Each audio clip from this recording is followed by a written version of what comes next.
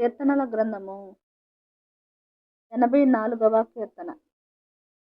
సైన్యములకు అధిపతివగు యెహోవా, నీ నివాసములు ఎంత రమ్యములు! యెహోవా మందిరావరణములను చూడవలెనని నా ప్రాణము ఎంతో ఆశపడుచున్నది.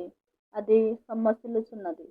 జీవము గల దేవుని దర్శించుటకు నా హృదయమును నా శరీరమును ఆనందముతో కేకలు వేయుచున్నవి. సైన్యములకు అధిపతివగు యెహోవా, నా రాజా, నా దేవా, నీ బలిపీఠమునొద్దనే పిచ్చుకలకు నివాసము దొరికెను. పిల్లలు పెట్టుటకు వాన కోవెలకు గూటి స్థలము దొరికెను. నీ మందిరమునందు నివసించువారు ధన్యులు. వారు నిత్యము నిన్ను స్తుతించుదురు. నీ వలన బలమునందు మనుష్యులు ధన్యులు. యాత్ర చేయు మార్గములు వారికి అతి ప్రియములు. వారు బాకా లోయలో బడి వెళ్ళుచు దానిని జలమయముగా చేయుదురు. తొలకరి వాన దానిని దీవెనలతో కప్పును. వారు నానాటికి బలాభివృద్ధి నొందుచు ప్రయాణము చేయుదురు. వారిలో ప్రతివాడును సీయోనులో దేవుని సన్నిధిని కనబడును.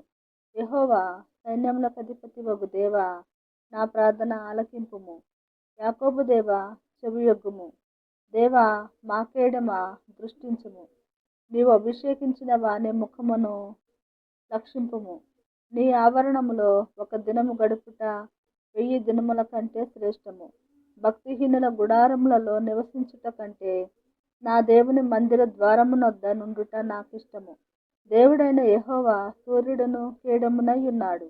యెహోవా కృపయు ఘనతయు అనుగ్రహించును. యథార్థముగా ప్రవర్తించు వారికి ఆయన ఏ మేలును చేయక మానడు. సైన్యములకు అధిపతివగు యెహోవా, నీ యందు నమ్మిక ఉంచువారు ధన్యులు.